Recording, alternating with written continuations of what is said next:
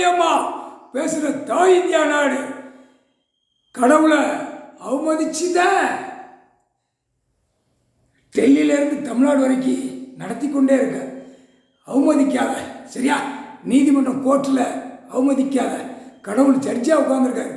ஜட்ஜாக உட்காந்து அந்த 3 நாள் கணக்கு திடீர்னு 4 நாள் கணக்கு போடுவார்.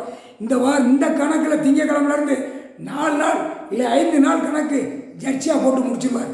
நீதி அரசர் தப்பு கணக்கை மந்திரத்தால் கட்டிடுவார். அவர் கணக்காத எல்லாமே காற்று மூலியமாக ஒரு சென்ஸ் ஆகும், லூஸ் ஆகும். வண்டியை கட்டியார்ல, அப்போ அவமதிக்க, கோர்ட்டில் அவமதிக்க, நீதிமன்றத்தில் அவமதிக்க, நீதித்துறை கைலாசத்தில் ஐயா உட்காந்துருக்கார், நீதிபதி ஜட்ஜாக உட்காந்துருக்கார்.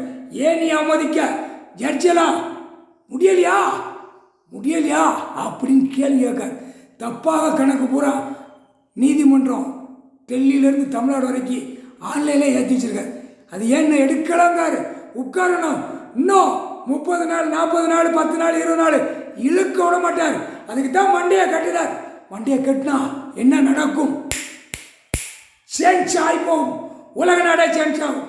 நீதிமன்ற கோர்ட்டில் நீதியாக கேட்க வரவன் தப்பிச்சான், தப்பிக்க விடுவார், அவனை காப்பாற்றுவார்.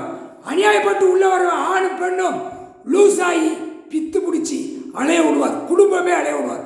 முக்கால் சத்தியம் போட்ட கணக்கு தப்பாது. முக்கால் சத்தியம்